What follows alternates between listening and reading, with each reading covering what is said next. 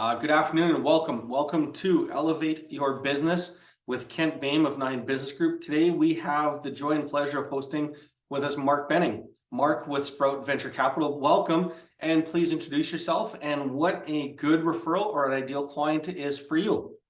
Thanks, Kent, and thanks for having me today. For me, a good referral is to a founder of a technology startup company. We typically invest in software companies, B2B software mostly. And so a company that's in the enterprise software space, B2B, SaaS, anything like that. And we're pretty much industry agnostic. So, across a range of different industries is fine. Okay. I thought everything had been solved in the software business space. Is there really people making new and better ERP? I got a client who's in the ERP space. So are there people out there looking for new and better ways of creating ERP software? I thought SAP and Acumatica had the world's problem solved. No, it's actually interesting because those companies are more legacy software providers. There's been a big shift where software has moved into the cloud. And so there are a lot of new companies that are doing cloud-based software like Snowflake, like, I don't know, I could name a whole bunch of them, but basically the technology has shifted. And so SAP is actually seen as a legacy player rather than a new technology developer. Interesting. So bizarre. Can you give the audience a quick definition of what's the difference between angel investing and venture capital funds? Yeah, I think it comes down to a couple things: size and stage.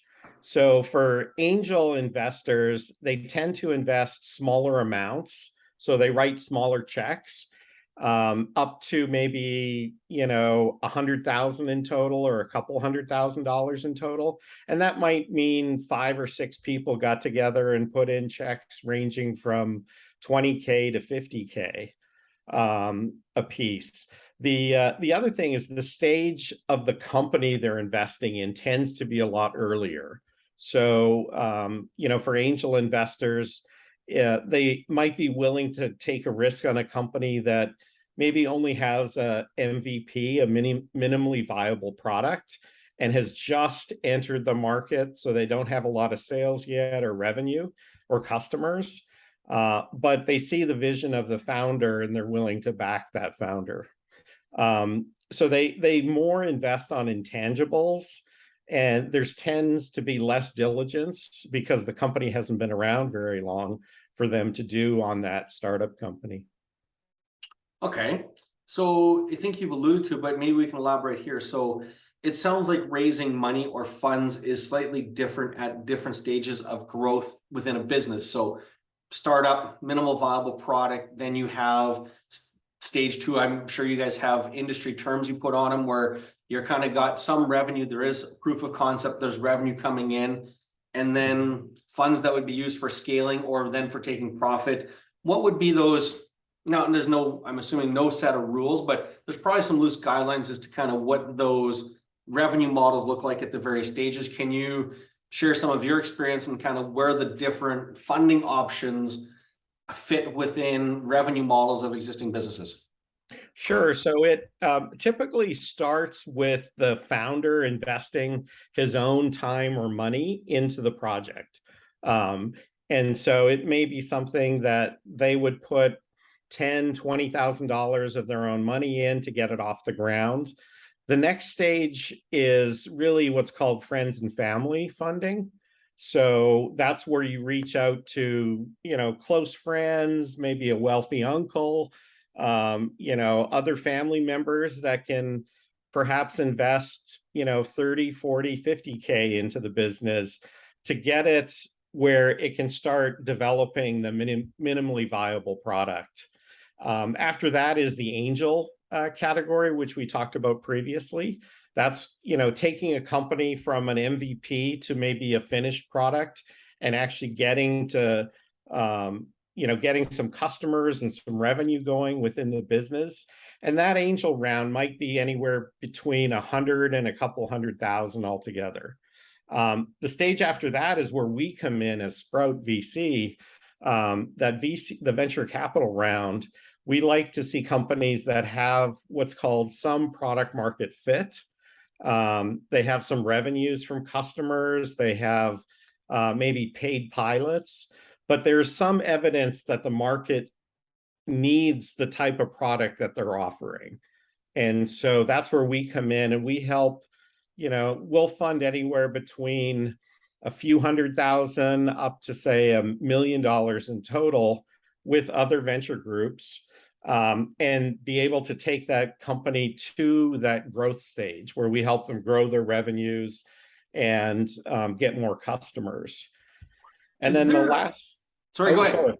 The No, last it's okay. stage I was is going to sort the of, next question, so finish. yeah, no, is growth investing, where a company can get to almost a level of profitability. And then there's a class of venture capitalists that invest at that growth stage to really help the company accelerate its growth. Cool. None of that sounds like traditional banking. So how does the venture capital angel investing world sit compared to quote unquote traditional business banking? And how are they approached differently? I'm assuming by the entrepreneur looking to get some funds.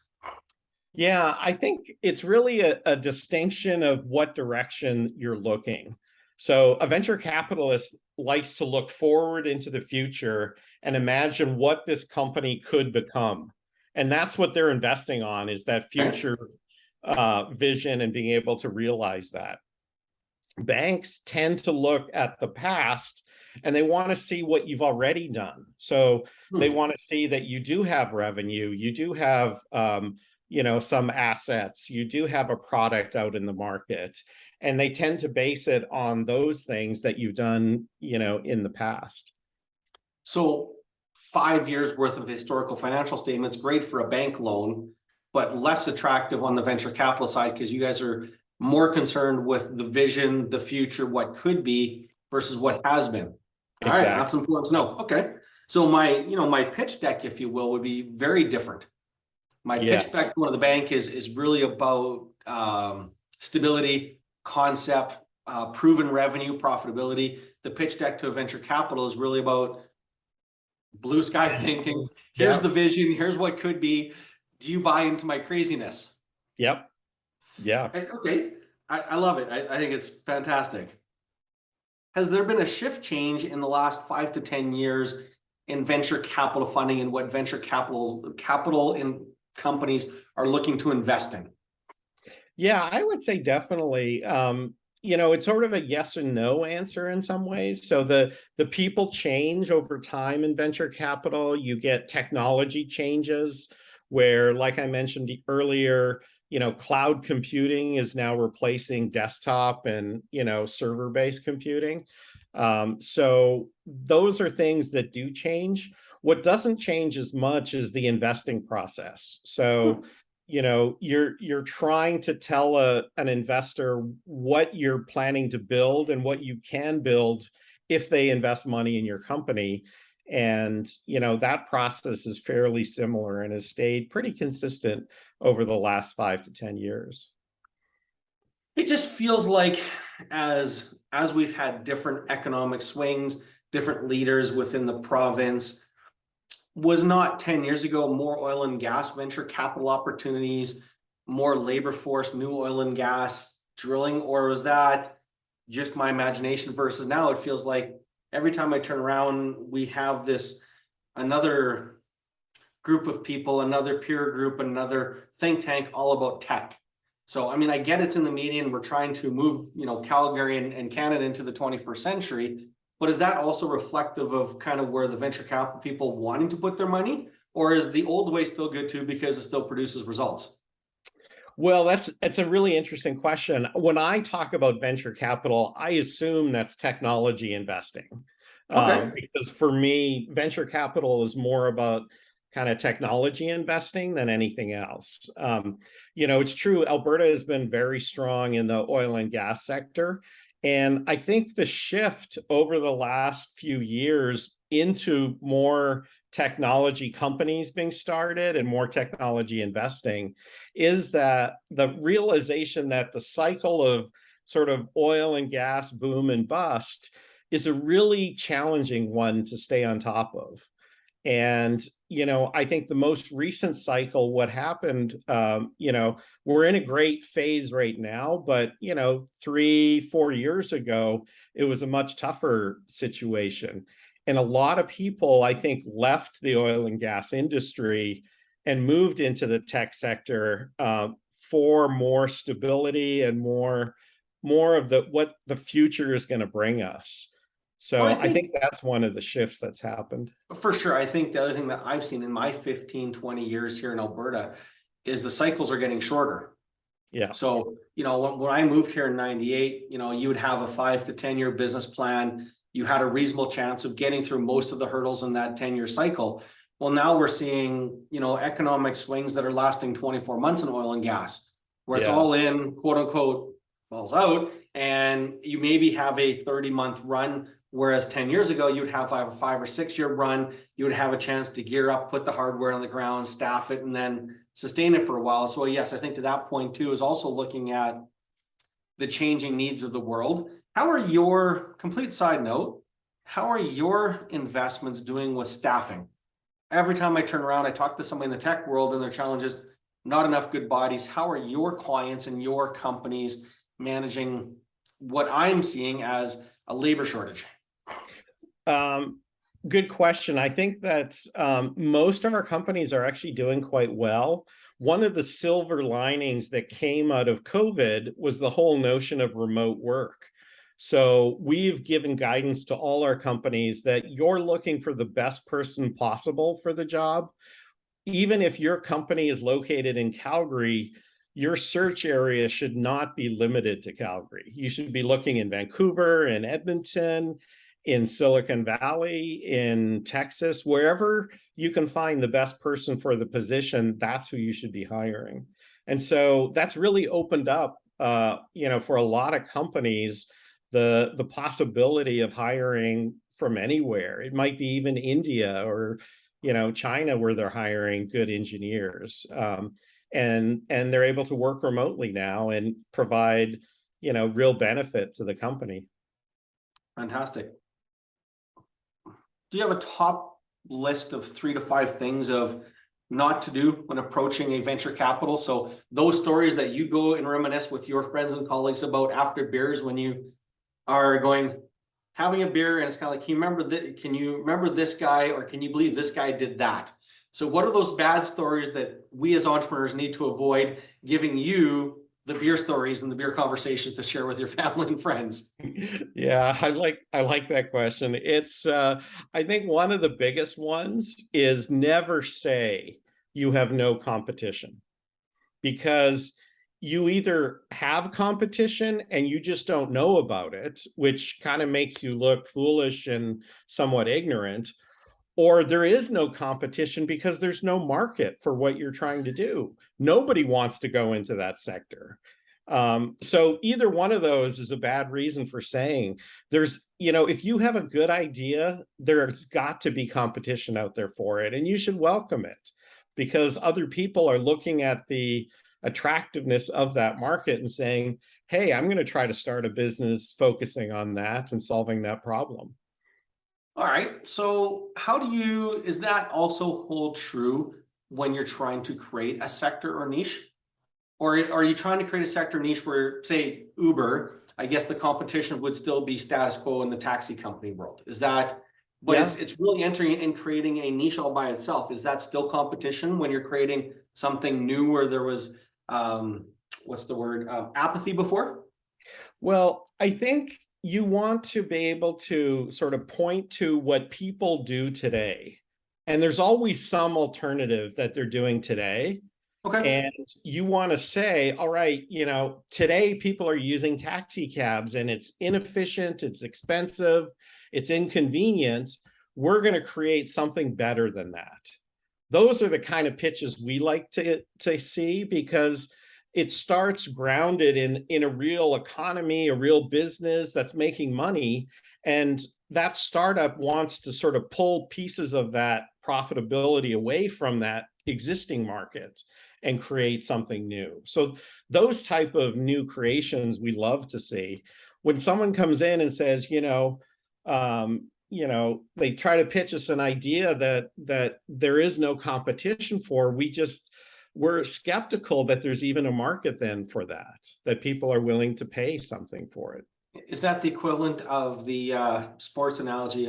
He's the best NHL goalie not in the NHL right now? Probably because he's probably not in the NHL right now. Exactly. Yeah. No, it's a Okay. good analogy. Okay.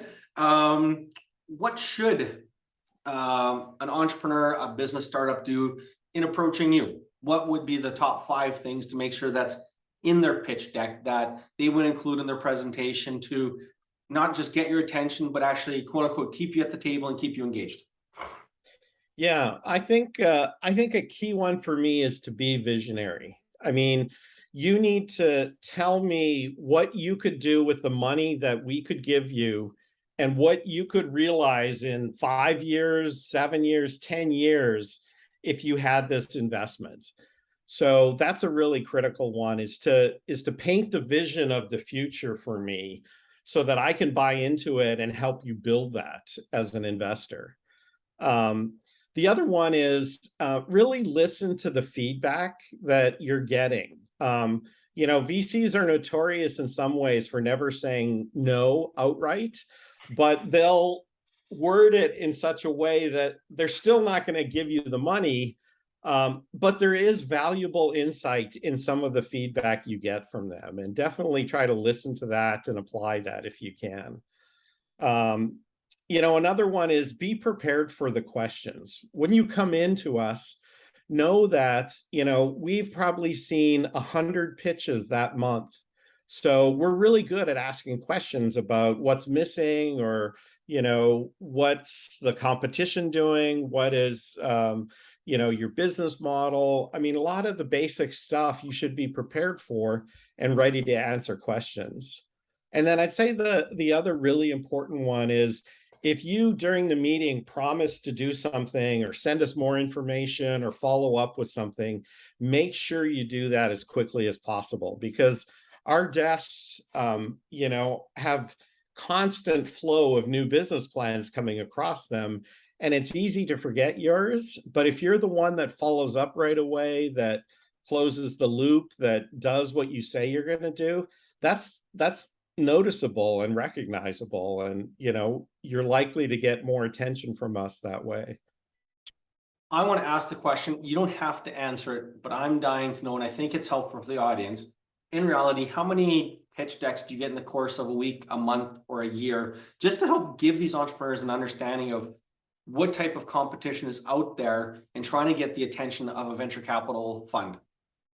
I would say I get a pitch deck a day.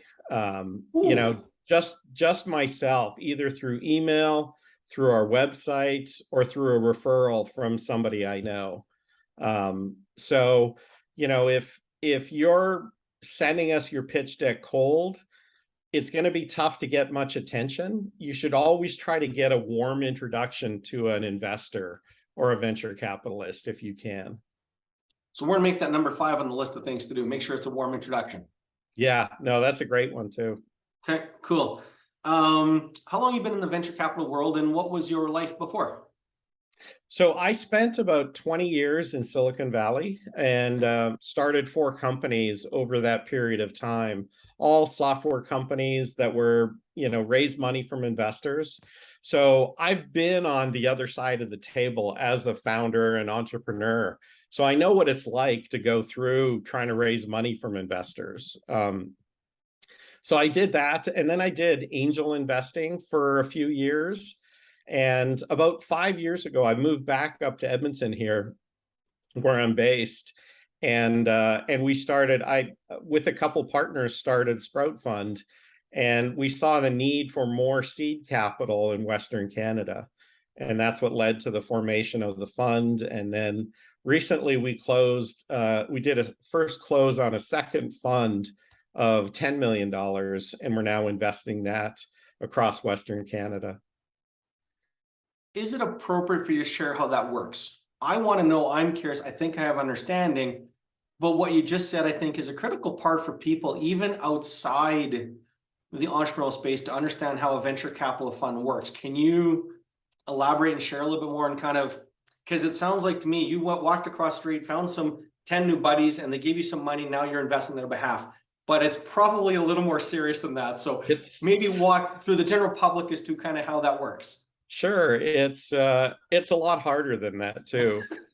We spent almost a year, I'd say, raising our first fund 4 years ago, and that was only $1 million.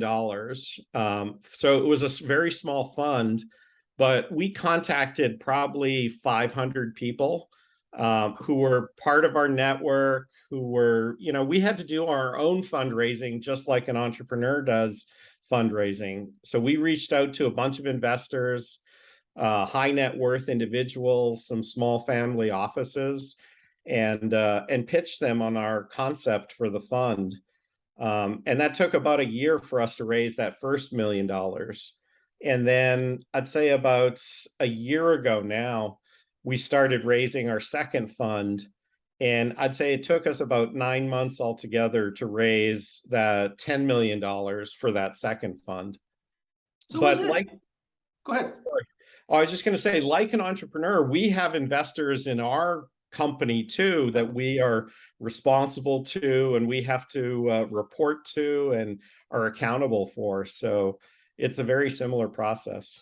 So in a mature state, would Sprout Venture Capital, Sprout VC, or a similar company after 10, 15 years have multiple funds that have been fundraised for? And is each one then a separate entity, like a mutual fund that has a group that has money that's been put in, that money's been allocated for certain types of investments?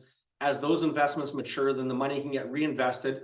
But your point, you're on a second raise now of 10 million, which may have the same investors from the first one, might have new ones, but there's a larger dollar amount. And so that is going to be deployed in a similar way, but with a whole new set of investments.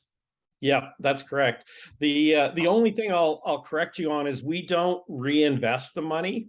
So what we do is we invest it in companies.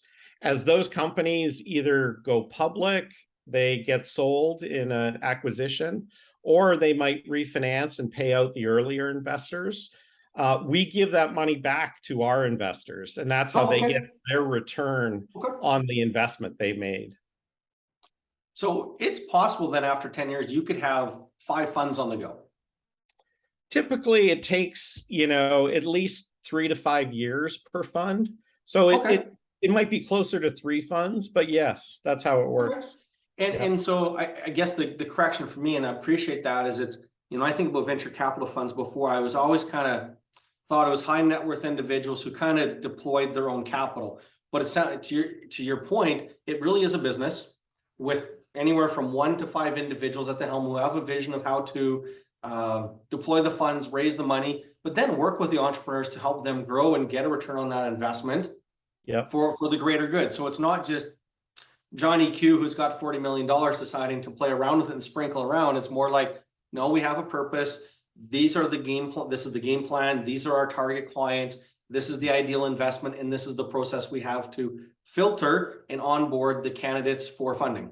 Yep, that's exactly right. We have a pretty rigorous due diligence process we go through in looking at companies we invest in, and then we're very active helping them build their business and grow their business after we make the investment. Cool. How do you do that? I'm a business coach. I think I know everything about growing businesses. How do you guys do it? In many ways similar to what you do. So we work with the entrepreneur and the founder very closely. A bunch of companies I meet with on a weekly basis where, it's an hour or a couple hour check-in. How are things going? What are your issues this week? How can I help? Do you want an introduction to somebody in my network that could help you? Is it a funding issue? I can introduce you to other investors for a next round of funding for the company. And, there's a variety of things we help with. We advise on sort of how to grow your company, how to get sales, how to do marketing, a lot of different functional areas like that. Excellent. Thank you. What is the biggest challenge you've overcome since starting in business? How did you tackle it? How did you solve it? And what was the outcome today? Yeah, I'll answer that in a more general way. I would say the people issues are the hardest challenges I've faced. People we're complex human beings, and so we have emotions, we have, sort of various ways, different perspectives, we have different backgrounds, experiences, ways of thinking about things. So my biggest challenges have always been people related, where, the way that I've sort of worked to tackle some of those issues is first to listen carefully to the person and what the problem is or the situation is that needs to be dealt with. And then oftentimes I'll turn it around on them and ask what they think they could do to resolve it. So rather than jumping in myself, I'll, put some of the onus back on them to ask them how they think this could be solved or the situation resolved. And the third thing I've really learned is to deal with issues like that promptly.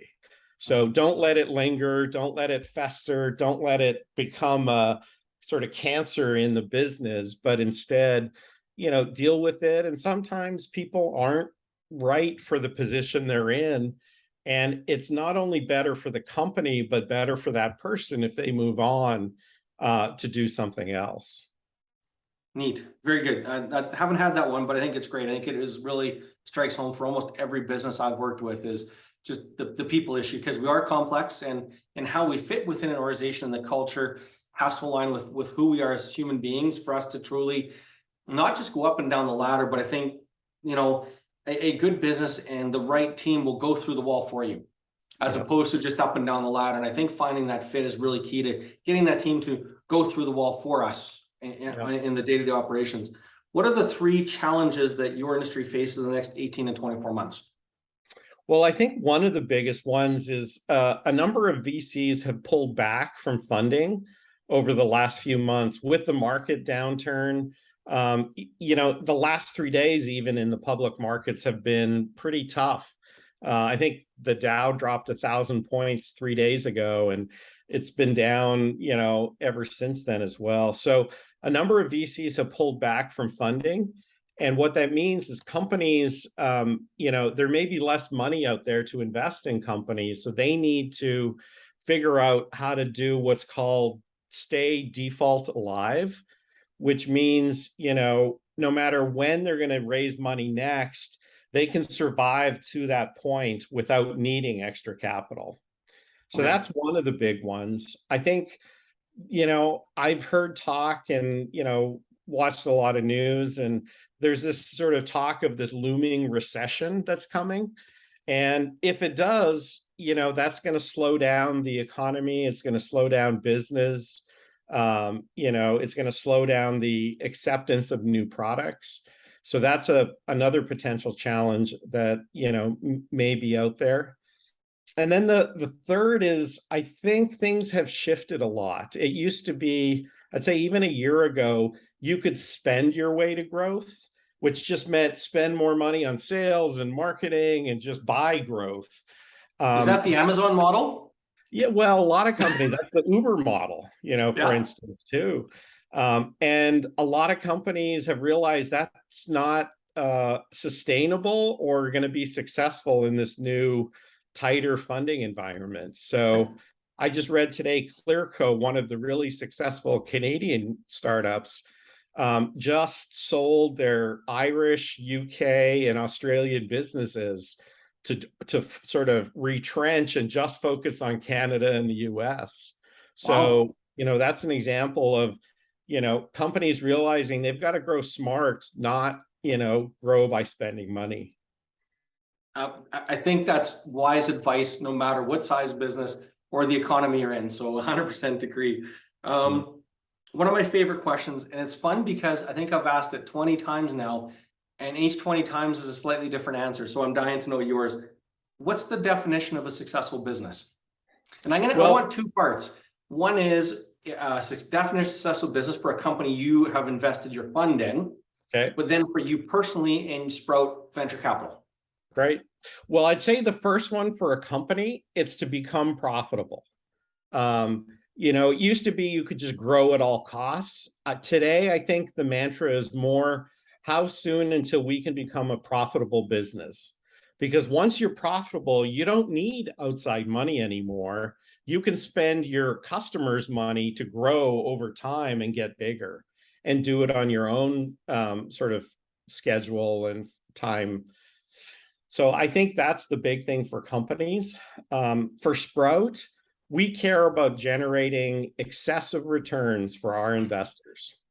I Simple. love it.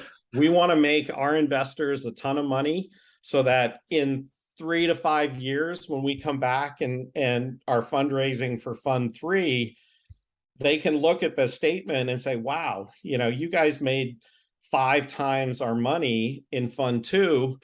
Yes, we'll be investing in Fund 3 with you guys. So that's what we look for. That's a pretty good number.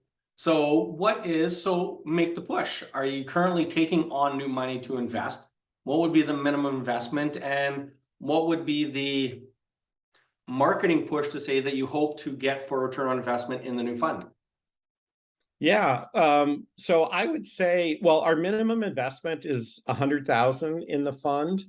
We do what's called capital calls. So you don't have to give that money up front. Over the next 4 years, we will take 20% up front and then 20% each year for the next 4 years. So that's sort of how we have spaced it out for the investment.